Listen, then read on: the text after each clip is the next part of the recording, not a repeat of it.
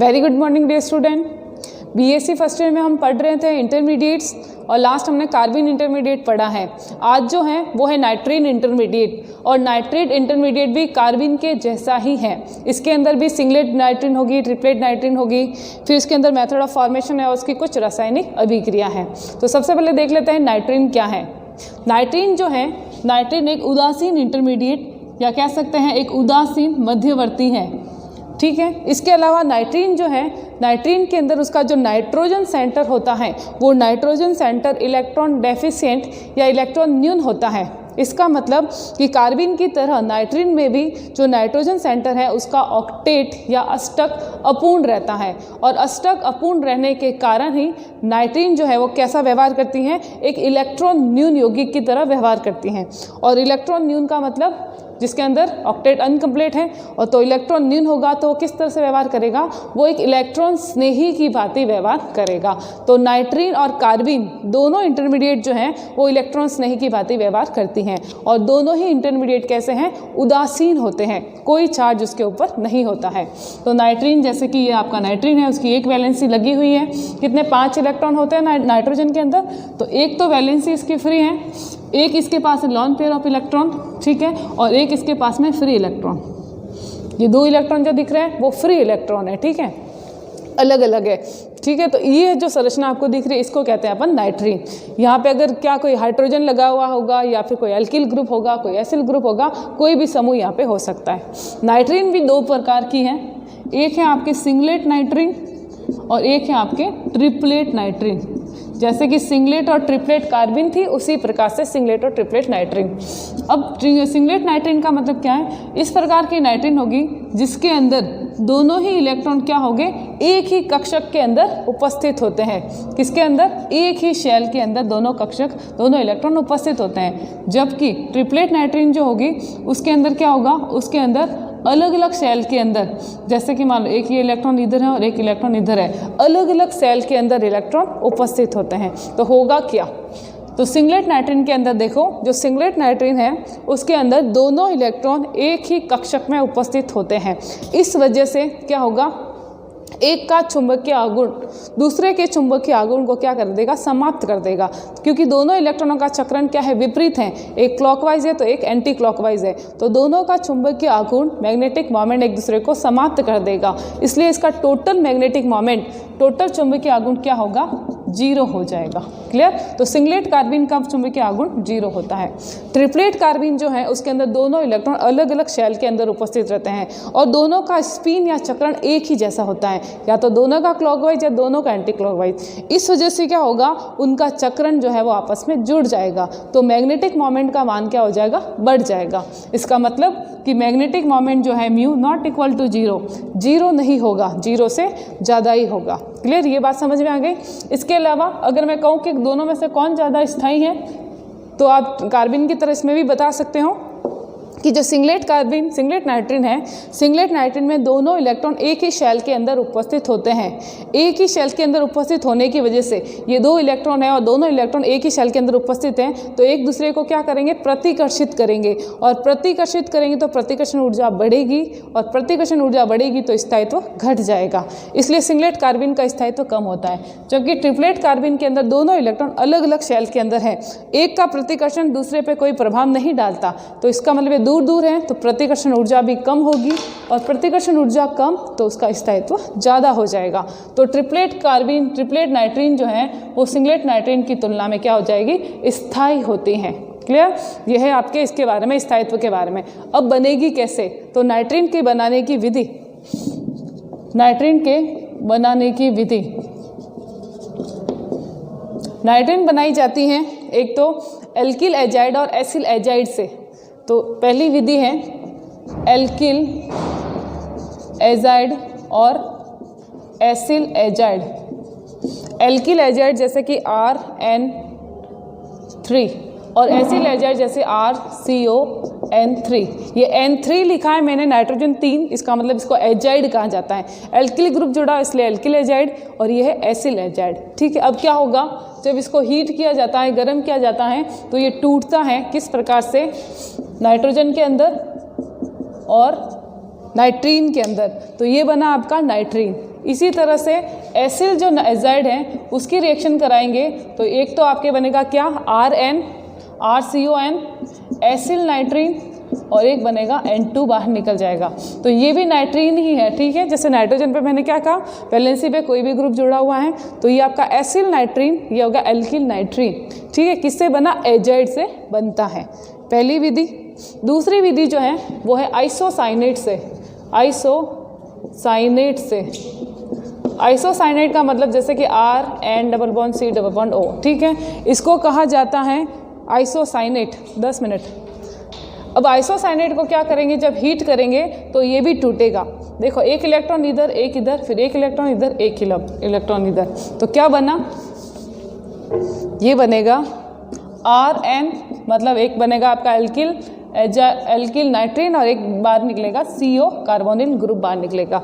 तो ये किससे बना, आइसोसाइनेट से। क्या बना, आइसोसाइनेट से एल्किल नाइट्रीन बना। तो ये है एल्किल नाइट्रीन बनाने की विधि, बहुत ही सिंपल है। अब देखते हैं इसकी रिएक्शन। 2 प्रकार की अभिक्रिया देता है, एक तो वह अभिक्रिया जो स्वयं देता है और दूसरी वो जिसके अंदर नाइट्रीन बनता है। तो पहली केमिकल रिएक्शन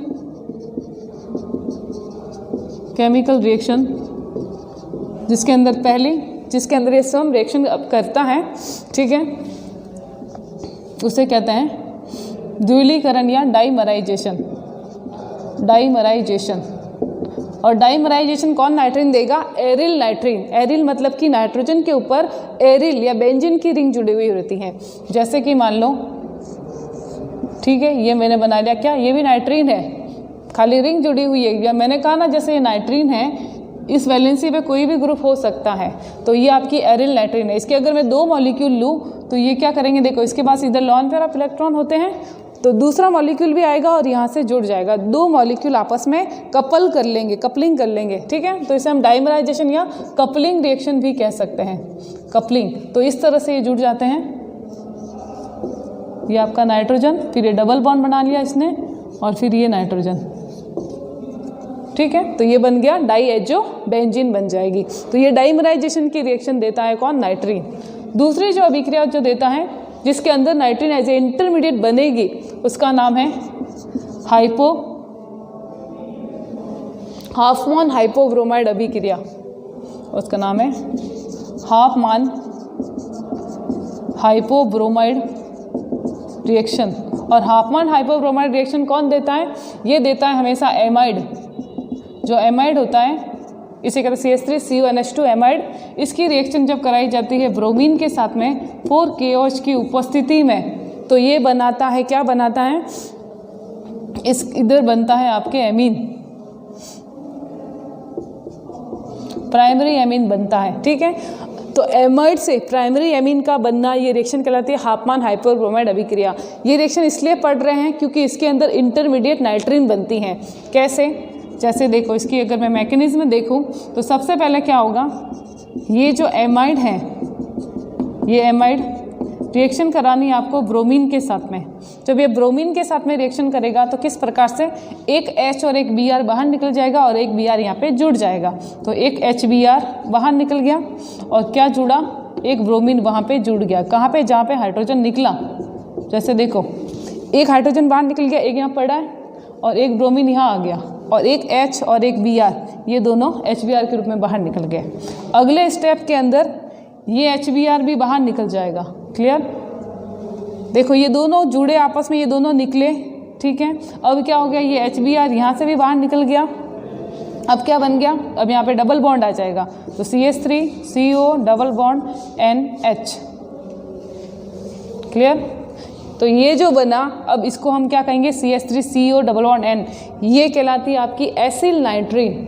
क्या कहलाएगी, एसिल नाइट्रीन, हाँ, एसिल नाइट्रीन कहलाएगी, ठीक है। अब एसिल नाइट्रीन में क्या होगा, एसिल नाइट्रीन जो आपकी बनी है उसके अंदर हम क्या करेंगे, रीअरेंजमेंट करते हैं। रीअरेंजमेंट मतलब ये जो CH3 ग्रुप है ये कहाँ चला जाएगा, नाइट्रोजन के ऊपर चला जाएगा। तब इस तरह से आपको स्ट्रक्चर दिखेगा, CH3N double bond C double bond O।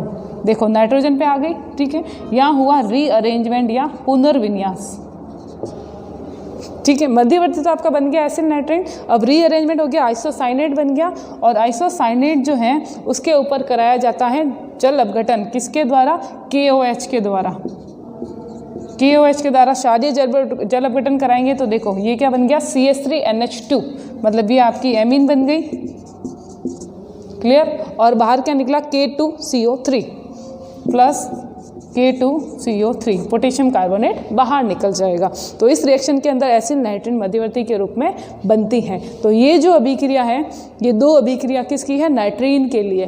पहली कौन सी है? पहली है जिसके अंदर वो रिएक्शन देता है डाइमराइजेशन, और दूसरी जिसके अंदर नाइट्रीन एज ए इंटरमीडिएट के रूप में बनती है। बहुत ही शॉर्ट में है नाइट्रीन। नाइट्रीन के अंदर ज़्यादा कुछ है नहीं, बस उसको ध्यान रखना है कि सिंगलेट नाइट्रीन क्या और ट्रिपलेट क्या है और कौन उससे ज़्यादा स्थायी होती है। क्लियर? अब जो नेक्स्ट पढ़ेंगे वो है बेंजाइन इंटरमीडिएट, प्रकार का एरोमेटिक कंपाउंड है, एरोमेटिक मध्यवर्ती है। ठीक है, इस तरह से इसका स्ट्रक्चर है, जैसे कि बेंजीन रिंग होती है, ये बेंजीन रिंग, इस तरह से ये बॉन्ड होते हैं। तो यहाँ पे आपको डबल बॉन्ड ही दिख रहे हैं, लेकिन बेंजीन मध्यवर्ती होगा वहाँ पे 2 की जगह आपको 3 बॉन्ड दिखते हैं।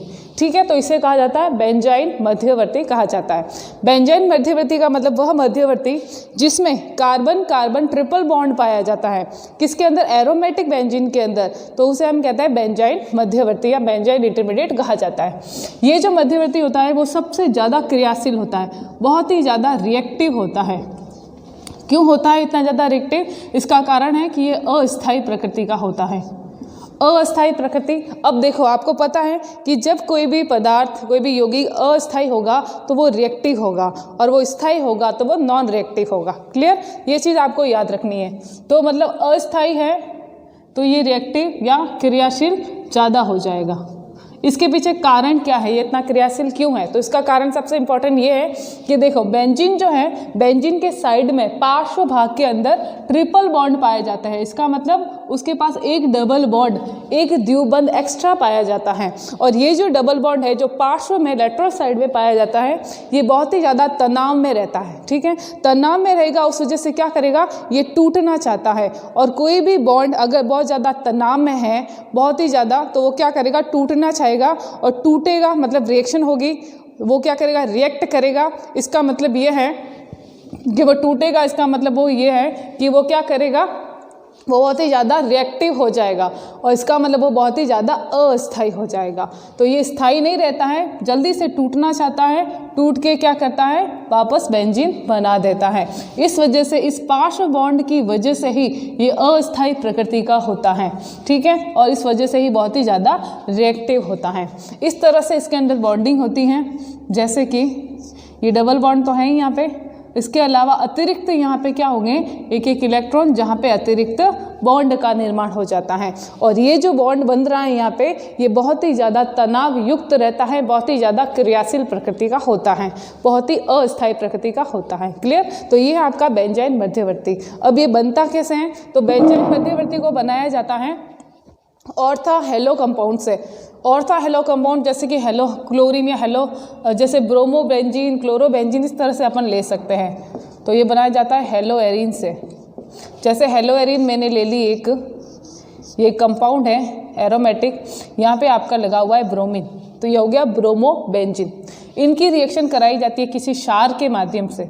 जैसे कि मैंने यहाँ पे ले लिया एक एमाइड, एक क्षार है। ठीक है, जैसे हाइड्रोक्साइड होता है, इसी तरह से एमाइड। अब एमाइड की जब अपन रिएक्शन कराएंगे तो सबसे पहले क्या होगा? देखो, ये क्षार है, और क्षार के पास में कौन आना चाहता है? अम्ल आना चाहता है, कोई प्रोटॉन आना चाहता है। तो प्रोटॉन कहाँ से निकलेगा? तो यहाँ पे क्या होता है? यहाँ पे हाइड्रोजन होता है। अब वो हाइड्रोजन क्या करेगा? वो हाइड्रोजन अपना इलेक्ट्रॉन इसको दे देगा। क्लियर? इसको दे देगा अपना इलेक्ट्रॉन, तब क्या होगा? खुद H+ के रूप में बाहर निकल जाएगा। तो ये इस तरह से इसकी संरचना बनेगी, इस तरह से। ठीक है, ये तो था ही, इसने अपना इलेक्ट्रॉन दे दिया, ये आ गया डबल बॉन्ड, और ये Br यहाँ पे लगा हुआ है, और ये H+ के रूप में इसके साथ में जुड़ के NH3 बना देगा। ठीक है, अब ये क्या करेगा? ये इतने सारे बॉन्ड बन के 3 बॉन्ड यहाँ पे, 1 बॉन्ड यहाँ पे एक्स्ट्रा है, तो मतलब इसको भी वैलेंसी फ्री करनी पड़ेगी, तो ये भी अपना इलेक्ट्रॉन लेके बाहर निकल जाएगा।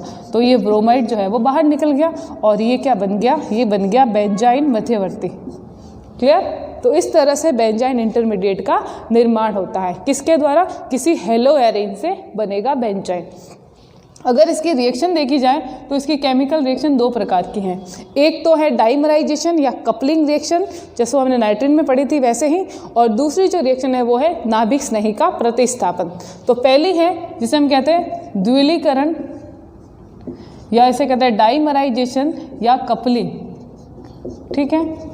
इसके अंदर क्या होगा, इसके अंदर बेंजाइन के दो मॉलिक्यूल, ये दो इंटरमीडिएट होंगे, ये आपस में क्या करेंगे, जुड़ जाएंगे। किस तरह से, यहाँ से जुड़ेंगे, किनारों से इस तरह से जुड़ेंगे और डाइमर का निर्माण करेंगे। क्या बनाएंगे, बेंजीन का एक डाइमर बना देंगे। इस तरह से ये जुड़ जाएंगे, ये ऐसे, क्लियर। तो ये क्या बन गया, एक डाइमर, दो बेंजीन साथ में जुड़ी हुई है, तो ये बेंजीन का डाइमर बना देते हैं, क्लियर। दूसरी जो इसकी रिएक्शन है वो है नाभिक स्नेहिका योग, मतलब यहाँ पे कोई नाभिक स्नेही या न्यूक्लियोफाइल क्या करेगा, ऐड करेगा। किस तरह से ऐड हो जाएगा, देखो जैसे कि ये बेंजाइन मध्यवर्ती हैं, क्लियर, ये आपका बेंजाइन इंटरमीडिएट, ये कोई आप नाभिक स्नेही यहाँ पे आ गया। अब नाभिक स्नेही को अटैक करना है तो ये क्या करेगा, नाभिक स्नेही यहाँ पे जैसे ही अटैक करेगा ये बॉन्ड के इलेक्ट्रॉन इधर की तरफ शिफ्ट हो जाएंगे। किधर की तरफ, इस कार्बन की तरफ शिफ्ट हो गए। तो अब यहाँ पे आया, ये आपका डबल बॉन्ड था ही, ये OH आ गया। OH क्या है, एक न्यूक्लियोफाइल है। अब यहाँ पे क्या बना, ये इलेक्ट्रॉन यहाँ चला गया तो यहाँ पे माइनस चार्ज आ गया, क्लियर। अब इस माइनस चार्ज को ख़त्म करना है तो क्या जुड़ेगा यहाँ पे, अब यहाँ पे एक प्रोटॉन जुड़ेगा। सबसे पहले देखो हटा क्या था, जब हमने बनाया था तब भी तो प्रोटॉन हटा था, अब प्रोटॉन वापस आ जाएगा। तो ये जब प्रोटॉन यहाँ पे जुड़ जाएगा इस तरह से, ये जो प्रोटॉन है वो कहाँ जाएगा, यहाँ पे जुड़ जाएगा, और ये बन गया आपके वापस, ये OH समूह यहाँ पे इसने अटैक कर लिया, ठीक है। तो क्या बन गया, ये आपके हाइड्रोक्सी बेंजीन बन गया। इसकी जगह जैसे मैंने हाइड्रोक्साइड लिया, अगर मैं लेती हूँ एमाइड, कोई भी न्यूक्लियोफाइल आप लो चाहे, ठीक है, जैसे मैंने ये एमाइड ले लिया तो अब यहाँ पे क्या जुड़ेगा, एमाइड जुड़ जाएगा। तो प्रोडक्ट जो बनेगा ये बनेगा आपका प्रोडक्ट इस तरह से NH2, क्लियर। तो ये नाभिक स्नेही का क्या हो रहा है, प्रतिस्थापन यहाँ पे हो रहा है। इसे कहेंगे नाभिक स्नेही का, सॉरी प्रतिस्थापन नहीं, योग हो रहा है, एडिशन हो रहा है। तो नाभिक स्नेही का एडिशन यहाँ पे हो रहा है। तो ये दो प्रकार की रिएक्शन देगा, कौन देगा, बेंजाइन मध्यवर्ती देता है, क्लियर। तो ये हैं आपके कुछ मध्यवर्ती जो हमने पढ़ लिए हैं। कार्बोकैटायन था, कार्बेनाइन पढ़ा, उसके बाद में हमने मुक्त मूलक पढ़ा, फिर कार्बिन पढ़ लिया और नाइट्रीन पढ़ लिया, और आज लास्ट है ये बेंजाइन भी हो गया, क्लियर। तो ये सारे मध्यवर्ती हमने देख लिए। अब आपके लास्ट है एनालिसिस ऑफ केमिकल रिएक्शन, जो अपन कल कर लेंगे, और उसके बाद ये यूनिट आपकी समाप्त हो जाएगी, क्लियर। Okay, thank you.